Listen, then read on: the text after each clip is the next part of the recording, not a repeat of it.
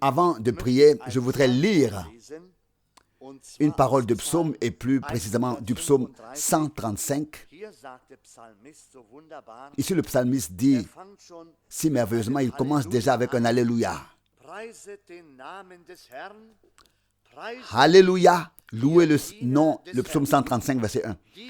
Louez le nom de l'Éternel, louez-le, vous les serviteurs de l'Éternel, qui vous tenez dans la maison de l'Éternel, dans les parvis de la maison de notre Dieu.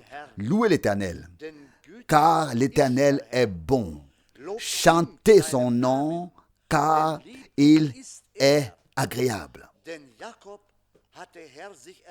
Car l'Éternel s'est choisi Jacob, et il a choisi Israël pour lui appartenir.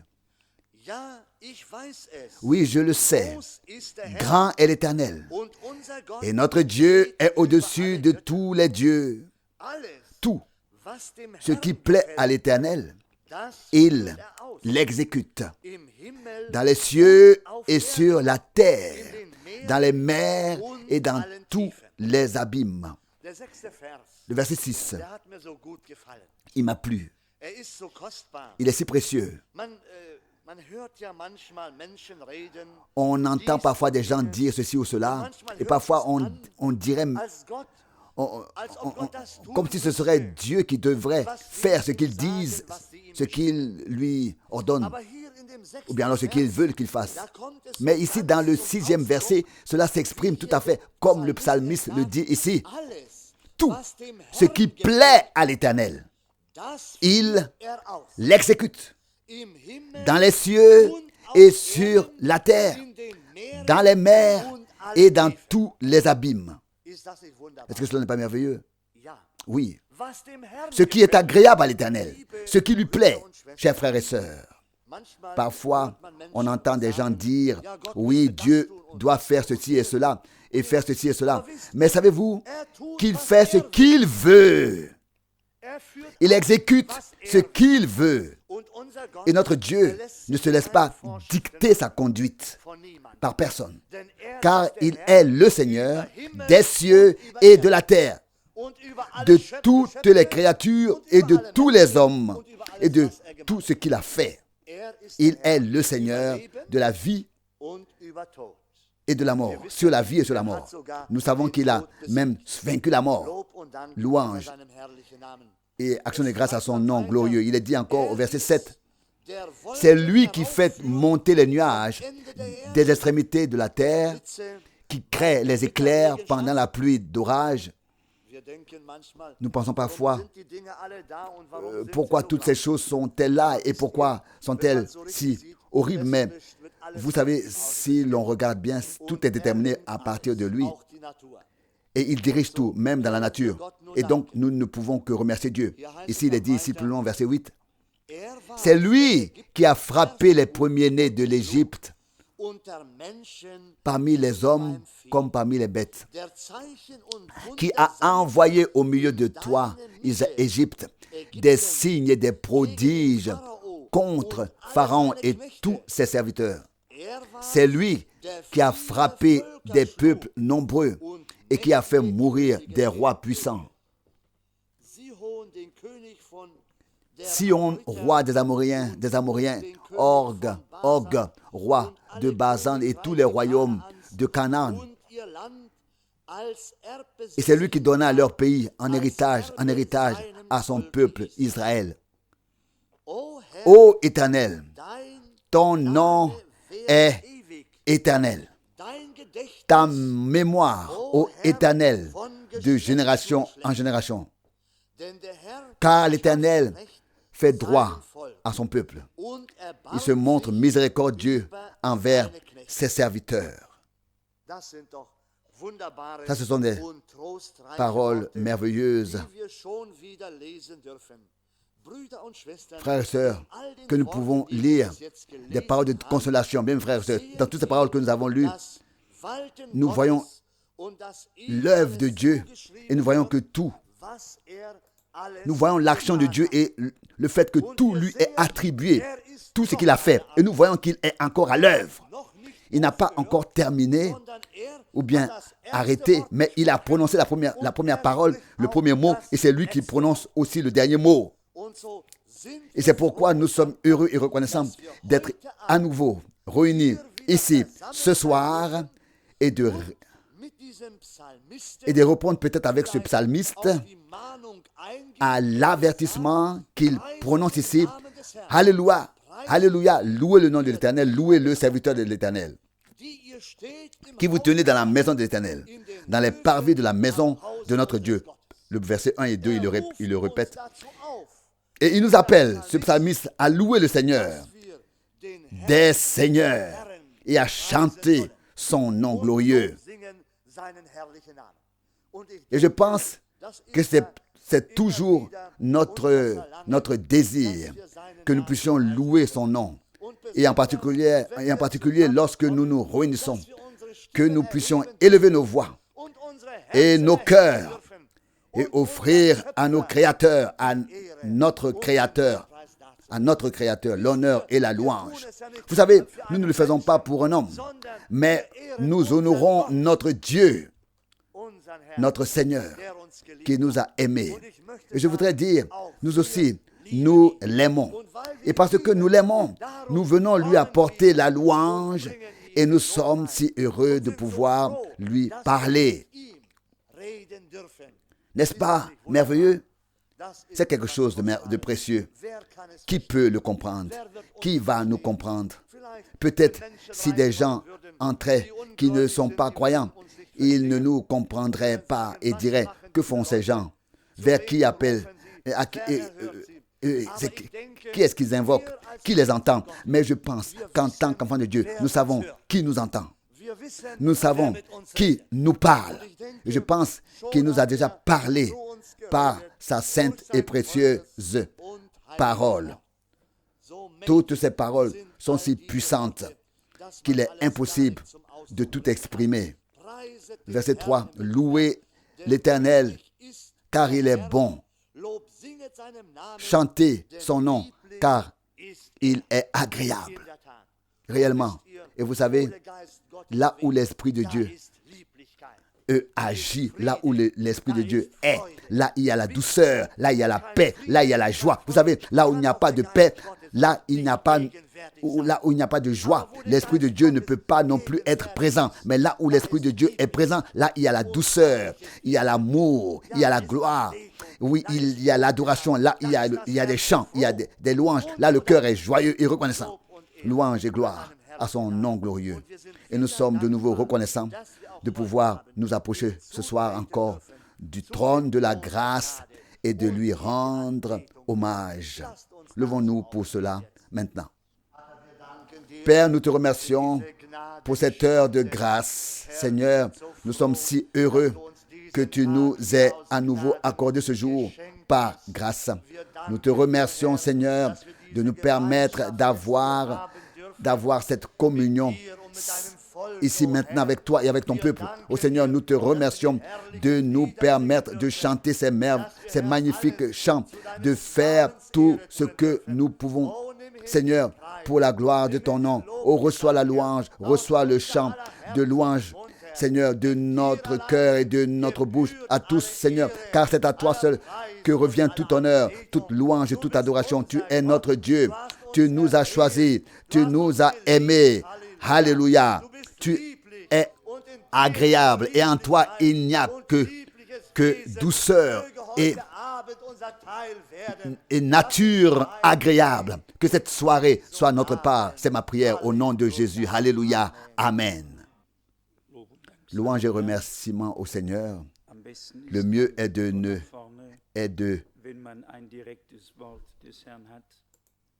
ne s'avancer devant que si l'on a une parole directe du Seigneur que l'on peut apporter. Mais toute parole de Dieu est précieuse et nous pouvons la contempler et nous laisser bénir par elle.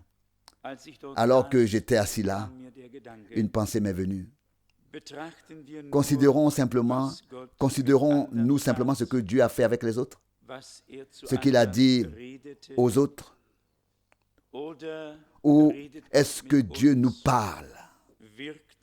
Est-ce qu'il agit En nous avons-nous part à tout ce qu'il a fait et fait encore en ce moment.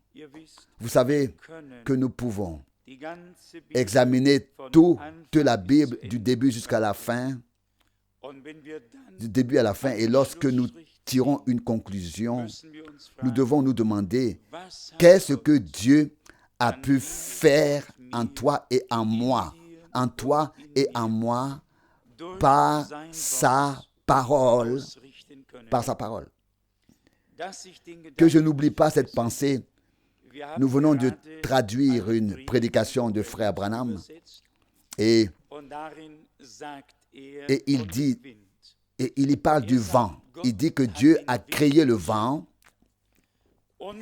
et tant que Satan n'entre pas dans ce vent est agréable. Il apporte la fraîcheur.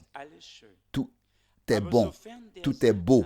Mais au moment où Satan entre dans le vent, alors ce vent-là fait des ravages, des catastrophes et de grands dégâts. Et là, j'ai pensé que c'était une chose tout à fait nouvelle. Car en soi, j'aime bien voir le vent faire bouger les arbres. J'aime bien voir ça. Mais c'était tout nouveau pour moi quand frère Branham a dit Dieu a créé le vent. Et il est agréable, il a en lui tout ce dont on a besoin. Mais quand Satan s'en mêle, alors les arbres tombent, les maisons s'écroulent, il y a de gros dégâts.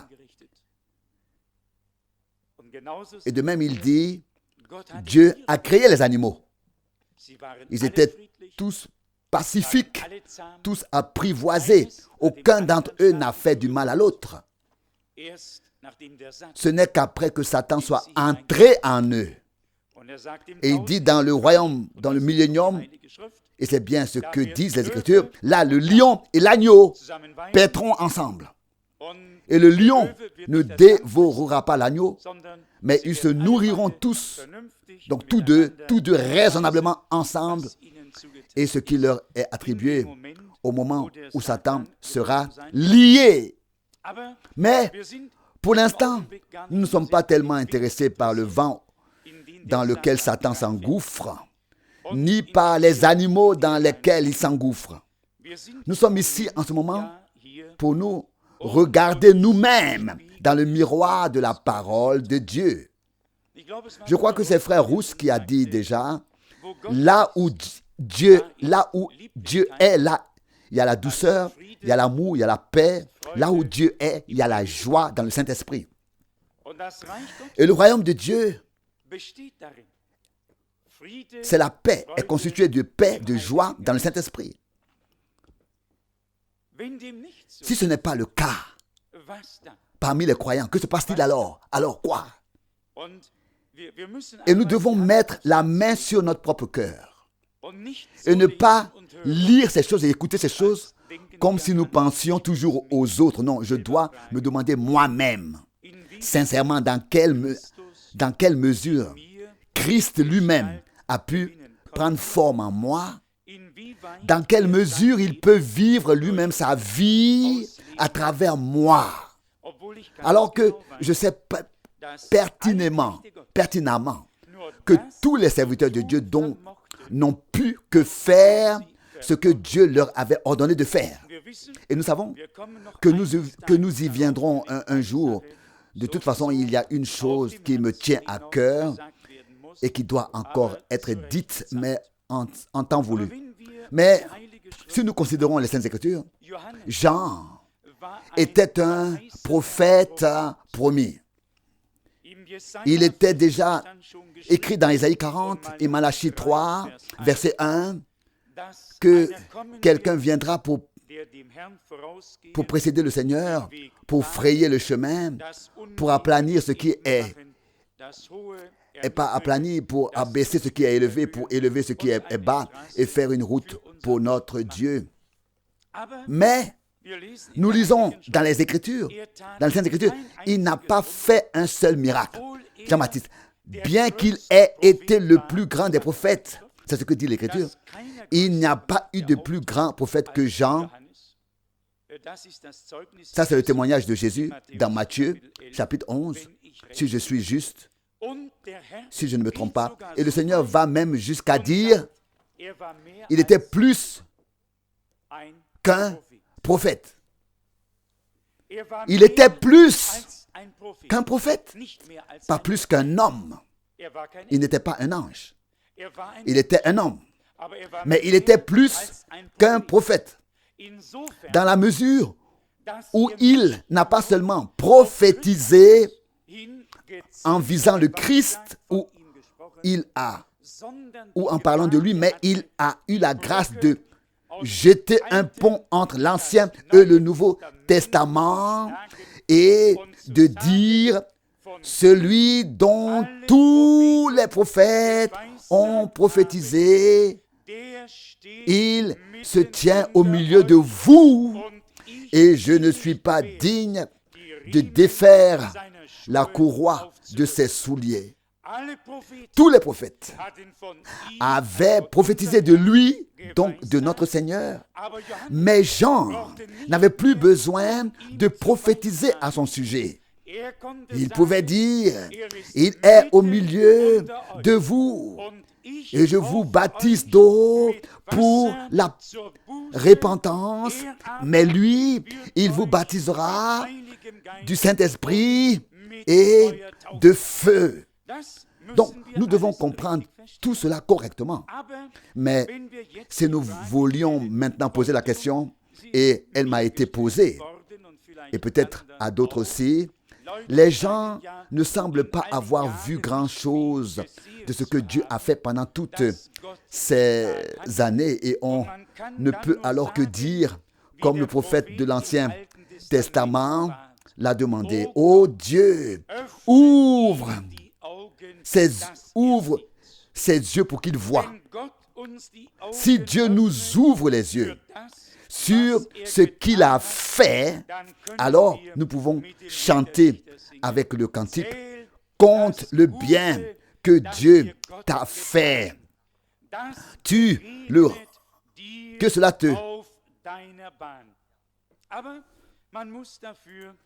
Que cela te rencontre sur ta route. Mais il faut avoir les yeux ouverts pour cela. En tout cas, d'après ce que nous savons des Écritures, Jean n'a pas fait un seul miracle.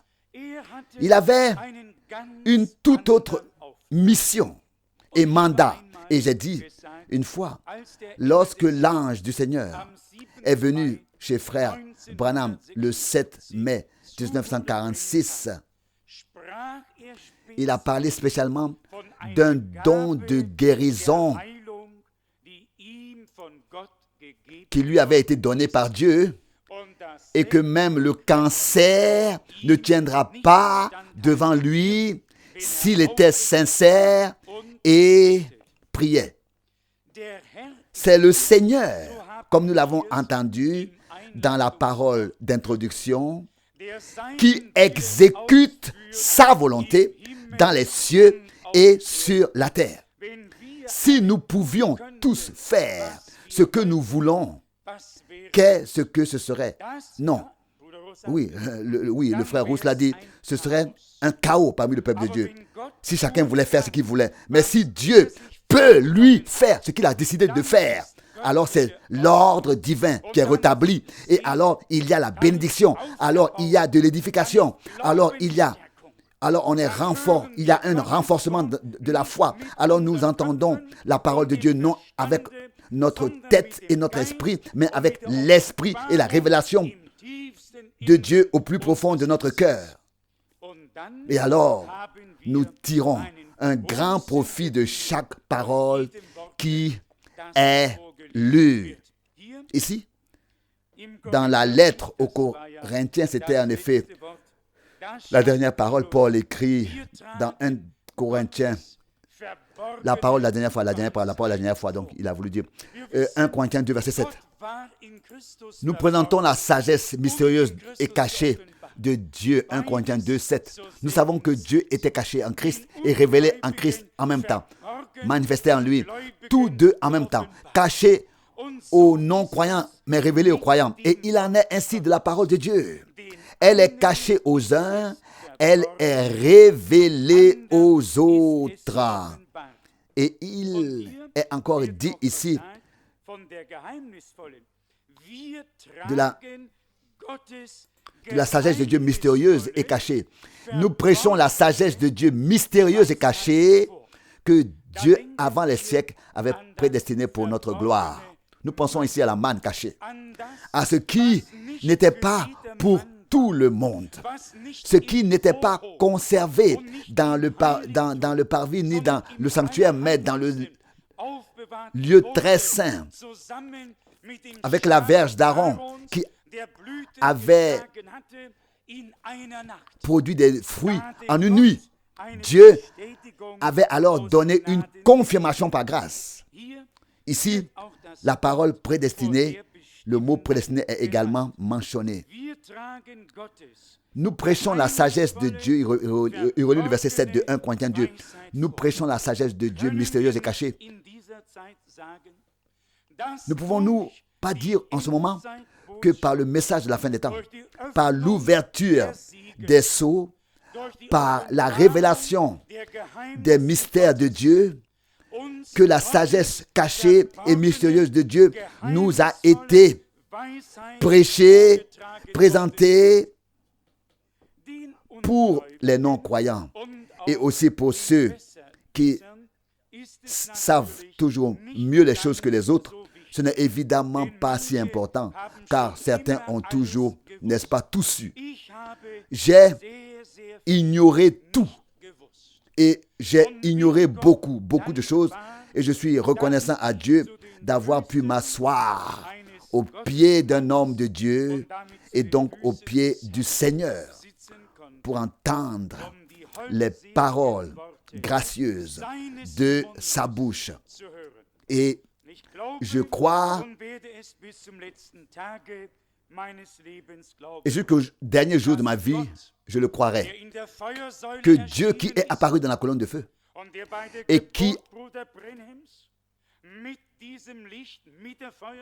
avec cette lumière, avec cette colonne de feu, est entré dans la pièce, est venu dans la pièce avec cette lumière, avec la colonne de feu, et qu'il a été confirmé et présent dans les assemblées, dans les réunions. Cette même colonne de feu. Nous, non seulement des centaines, mais des milliers de fois. Je vais croire je croirai toujours qu'il était le prophète envoyé par Dieu, à qui la révélation de la parole et de la volonté de Dieu ont été données pour ce temps. Et tous ceux, il faut le dire une fois très clairement, qui veulent tenir devant Dieu, subsister devant Dieu, se tenir devant Dieu, doivent avoir un oui dans leur cœur pour ces choses. Et ils ne doivent pas penser qu'ils peuvent prendre des raisins secs d'un gâteau et mettre le reste de côté d'une manière ou d'une autre. Non. Mettre le gâteau de côté et prendre seulement les raisins secs. Les raisins secs. Non. Nous devons recevoir ce que Dieu nous a donné dans son intégralité, comme il nous l'a donné. Sinon, nous n'avons pas besoin de commencer. Si nous voulons encore une fois faire le tri, et ça c'est de la révélation, et ça ce n'est pas de la révélation. Bon, ça c'est de la révélation, et ça c'est pas de la révélation. Ça c'est vrai, ça ce n'est pas vrai. Alors, où voulons-nous commencer et où voulons-nous finir? Et qui doit être le juge à la fin? Non, nous entrons dans une période grave. Ne vous faites pas d'illusions, et c'est Dieu qui aura le dernier mot. Il est question ici au verset 7 de cette expression, nous prêchons la sagesse mystérieuse et cachée de Dieu.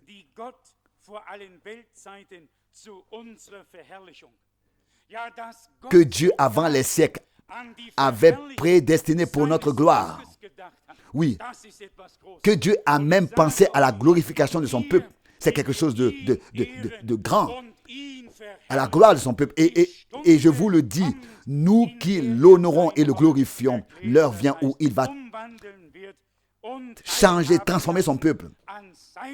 C'est-à-dire le changer dans son corps mortel et le rendre participant à sa gloire. Et nous le verrons tel qu'il est. et nous serons semblables à lui. Et ici, juste derrière, il est dit qu'il avait prédestiné pour notre gloire. La fin du verset 7. Tous ceux qui ont été prédestinés à ce que la sagesse mystérieuse et cachée de Dieu, qui a été prédestinée avant tous les temps, avant tous les siècles, leur soit présentée, leur soit prêchée pour notre gloire. Et c'est ce qui s'est passé du temps de Paul déjà, dans la mesure où, selon la manière dont cela lui a été donné autrefois pour l'Église. Et c'est lui qui a pu dire, le mystère m'a été confié par révélation. Et il conclut ce paragraphe par ces mots. Au verset 9. Plutôt comme il est écrit, ce que nul œil n'a vu, que nulle oreille n'a entendu, et dont nul cœur n'a eu le pressentiment, c'est-à-dire ce que Dieu a préparé pour ceux qui l'aiment. Puissions-nous être de ceux qui l'aiment. Nous croyons qu'il nous a aimés le premier, sinon nous ne pourrions pas l'aimer à nouveau. Seuls ceux qu'il a aimés qu'il a aimés en les appelant à sortir, en les sortant du monde, peuvent en retour l'aimer à nouveau dans l'amour qu'il nous a témoigné, dans son amour qu'il nous a témoigné par grâce. Oh, que le Seigneur nous aide à surmonter ce temps où nous devons encore attendre par grâce. Vous savez, quand on lit les Actes des Apôtres, on ne trouve pas toujours le conseil ou la réponse que les plus grands apôtres attendaient de Dieu. Et aujourd'hui, j'ai lu très brièvement le chapitre 21, le passage bien connu qui m'a causé beaucoup de soucis pendant des années.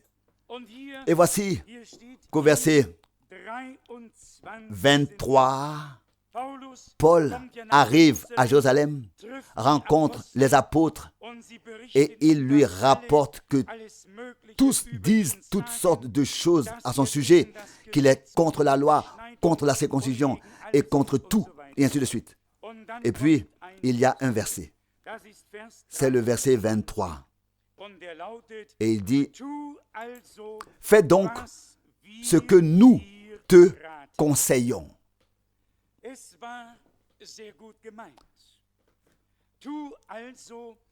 C'était très bien intentionné, n'est-ce pas? Fais donc ce que nous te conseillons. Ensuite, le verset 23, la suite. Nous avons ici parmi nous 4 hommes qui ont pris sur eux un vœu. Prends ceci avec eux, avec toi, fais-toi purifier avec eux et paie pour eux, afin qu'ils se fassent raser la tête. Alors tous comprendront qu'il n'y a rien de vrai dans les rumeurs qu'ils ont entendues à ton sujet, que, au contraire, toi aussi, tu marches dans l'observation de la loi. Remarquez-vous ce dont il s'agit pour les apôtres, de quoi? Ce dont il s'agissait ici pour les apôtres. Il s'agissait pour eux que Paul apporte maintenant la preuve dans le temple de Jérusalem qu'il est pour la loi, comme si rien n'avait encore été fait.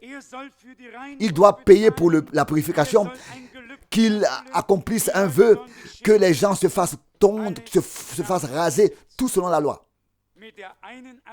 Comme si l'œuvre de la rédemption n'avait pas eu lieu. Dans le seul but que les gens sachent que tout ce qui est rapporté à ton sujet n'est absolument pas vrai. Au fond, Paul a déjà annoncé depuis longtemps, le Christ comme en tant que le crucifié, avait déjà prêché le Christ en tant que le crucifié et avait déjà montré aux hommes que la loi était valable, restait valable jusqu'alors et que le Christ était l'accomplissement de la loi. Mais ici, il a malgré tout suivi un conseil d'homme. Alors si frère Branham ne m'avait pas dit le 3 janvier, le 3 décembre 1962, frère Frank, ne t'inquiète plus du voyage de Paul à Jérusalem. Ne t'inquiète plus. Il était dans la volonté de Dieu. Le voyage était dans la volonté de Dieu. Sinon j'aurais encore du mal à le croire aujourd'hui encore, que c'était de la volonté de Dieu. Mais Dieu l'a fait ainsi. Et lorsque Paul en eut fini avec son affaire, les portes du temple furent fermées. Et maintenant, l'affaire était terminée. Ils avaient maintenant leurs lois, leurs coutumes et leurs usages et pouvaient les garder pour eux. Le temple fut fermé. Vous savez, avec Dieu, toutes choses sont merveilleuses. Nous pouvons penser, oui, ce sont des hommes, ils disent donc fais ce que nous te conseillons afin qu'ils soient tous rassurés et sache que tu es un homme de loi zélé. Tu vas au temple, tu prends sur toi le vœu et tu payes pour la purification. Donc tu laisses tout passer sur toi. Et alors tout le monde saura. Oui, ça ne s'est pas passé comme ça. Quand vous lirez plus tard, des gens de la province d'Asie sont venus au temple et regardaient et ont vu Paul là-bas. Et ils ont dit, un instant, s'il vous plaît, cet homme-là qui a déjà mis le monde entier sous essence dessous, est maintenant ici dans le temple et a profané ainsi le temple tout entier. Vous pouvez continuer à lire plus tard ce qui est écrit là. Donc les voies de notre Dieu sont magnifiques et merveilleuses, parfois trop hautes pour que nous puissions les saisir, trop profondes pour que nous puissions les comprendre.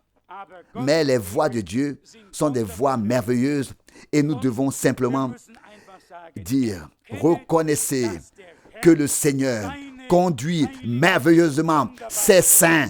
Quand c'est écrit dans le psaume, les apôtres voulaient sauver la peau de Paul à tout prix. Il devait simplement rester devant le peuple comme l'homme qui s'était assis aux pieds de Gamaliel, un homme qui connaissait et savait les choses de la loi et qui les observait. Dieu avait une autre voie. Vous savez, même si nous acceptons un conseil, la volonté de Dieu se fera quand même. Comme elle se fait dans le ciel, elle se fera aussi sur la terre. Et c'est ce que nous avons entendu dans la parole d'introduction, le psaume 135. En effet, il est ressorti de toute cette histoire quelque chose de tout à fait différent de l'objectif de ce conseil. Il est sorti de cette histoire d'Actes des Apôtres 21, n'est-ce pas, avec Paul à Jérusalem. N'est-ce pas merveilleux? Notre Dieu a des voies glorieuses. Heureux celui qui peut s'y conformer et qui peut dire, ô Dieu, ou comme le dit le psalmiste, recommande à l'Éternel tes voies et attends-toi à lui, persévère, il fera les choses bien. L'histoire ne s'annonçait pas si bien, mais Dieu l'a bien fait pour la gloire et la louange de son merveilleux et saint nom dans Actes des Apôtres 21, concernant Paul à Jérusalem. Il exécute tout ce qui lui plaît, comme on a lu dans le psaume, dans le ciel et sur la terre. Dieu fait ce qu'il veut. Et puisque nous sommes sur terre et qu'il s'agit pour lui de son peuple, et particulièrement de son Église d'une manière particulière, laissons-nous supposons avec foi qu'il accomplit. Laissons-nous croire et le dire avec conviction qu'il accomplira par l'Église ce qu'il a décidé de faire, qu'il l'achèvera et qu'il la présentera sans tache et sans ride devant sa face, devant la face de sa gloire. Lavé dans le sang précieux de l'agneau, et ils seront jugés dignes de se présenter devant lui et d'entrer dans la gloire. Puissent toutes ces paroles que nous avons pu méditer aujourd'hui à partir de ces passages bibliques ne pas tomber dans l'oubli. Puisse-t-elle s'enfoncer profondément dans mon cœur et dans le tien. Peu importe tes conseils et les miens qu'on donne aux autres, Dieu est conseil, force, Père éternel, paix, Prince de la paix. Que sa volonté soit faite dans les cieux et sur la terre et que son règne vienne avec puissance. C'est notre souhait et notre prière à tous au nom de Jésus. Amen, amen. Loué et remercié soit le Seigneur notre Dieu pour toutes ces précieuses paroles que nous avons pu entendre des Saintes Écritures. Dans un instant, nous allons prier. Mes yeux ne faisaient que se plonger dans les Écritures et je ne veux lire que 2 versets. Il est dit dans 1 Corinthiens 1, 29, afin que nulle chair que nulle chair ne se glorifie devant Dieu. C'est donc à lui que nous devons, que vous devez d'être en Jésus-Christ, qui a été fait pour nous sagesse, etc. N'est-ce pas merveilleux? Je pense que nous avons commencé avec cette parole du début et nous devons lui apporter la louange et nous pouvons terminer par cette parole. C'est donc à lui que vous devez d'être en Jésus-Christ, qui a été fait pour vous sagesse de la part de Dieu, qui a été fait pour nous sagesse de la part de Dieu, comme aussi justice, sanctification et rédemption. Le verset 31, afin que la parole de l'Écriture garde toute sa valeur. Jérémie 9, verset 23, que celui qui veut se glorifie dans le Seigneur. Ça, ce sont les paroles. Elles sont si merveilleuses et précieuses. La parole de Dieu parle à mon cœur et à ton cœur.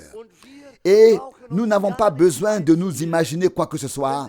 Si quelqu'un pense être quelque chose, s'imaginer qu'il est un peu plus que son prochain, que les autres frères, il n'est peut-être encore rien aux yeux de Dieu pour pouvoir penser être plus qu'un frère. Nous ne pouvons rien imaginer, nous n'avons pas besoin d'imaginer quoi que ce soit. Un Paul, un homme si érudit, un homme si sage, il est venu avec crainte et tremblement. Pourquoi? Vous savez, parce qu'il avait fait une rencontre avec le Seigneur vivant. Et je nous dis à tous ce soir que si toi et moi avons fait une rencontre réelle avec le Dieu vivant, alors toutes sortes d'orgueil dans ta vie tombera. Et alors tout s'écroulera.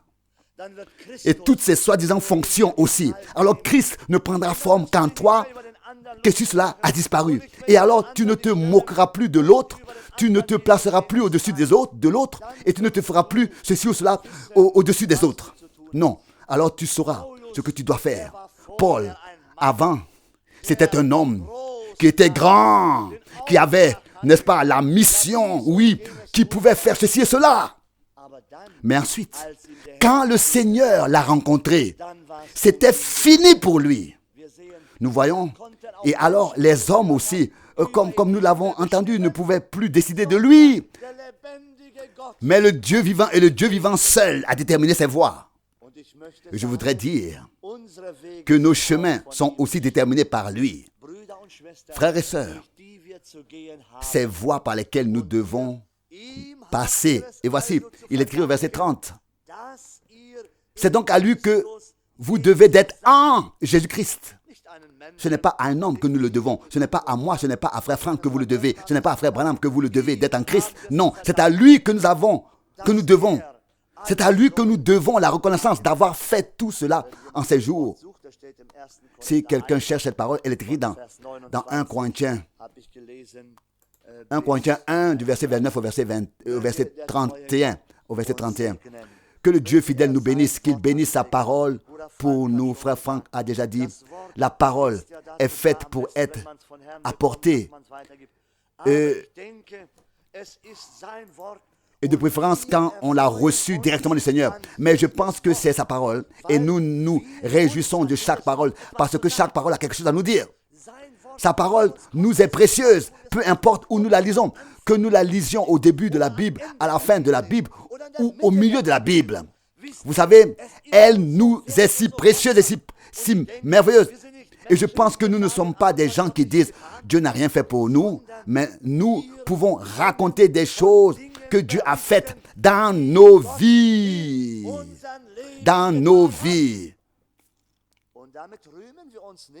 Et ce faisant, nous ne nous glorifions pas, mais nous nous glorifions du Seigneur. Oui, parce que c'est lui qui a fait ces choses dans notre vie. Oui, nous glorifions notre Seigneur, parce que c'est lui qui les a fait dans notre vie.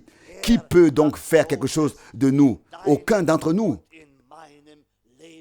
Mais il a fait de grandes choses dans ta vie et dans la mienne. Et je voudrais dire que s'il ne l'a pas encore fait, c'est peut-être le moment où il veut le faire. Permets-lui seulement de le faire. Permets-lui de le faire. Permets. Et entre dans sa parole. Et alors, il viendra à son droit, à ce qu'il revienne le plein droit dans ta vie aussi. Que son nom soit loué et glorifié. Je ne sais pas ce qu'il en est pour vous tous, mais cette heure a eu beaucoup à me dire. Sa parole a eu beaucoup à me dire ce soir. Je ne regarde à personne. Je regarde au Seigneur et je regarde à sa parole. Et c'est si précieux. Et c'est merveilleux. Je pense que vous aussi. Elle a eu quelque chose à vous dire. Je crois, oui, certainement. Oh, alors la douceur de Dieu remplira ton cœur, votre cœur. Elle a rempli mon cœur. Je suis si reconnaissant pour chaque parole. Et je ne rends hommage et gloire, je ne rends gloire qu'à lui seul. C'est à lui que vous devez d'être en Christ Jésus. Oh, loué et remercié soit le Seigneur. Amen.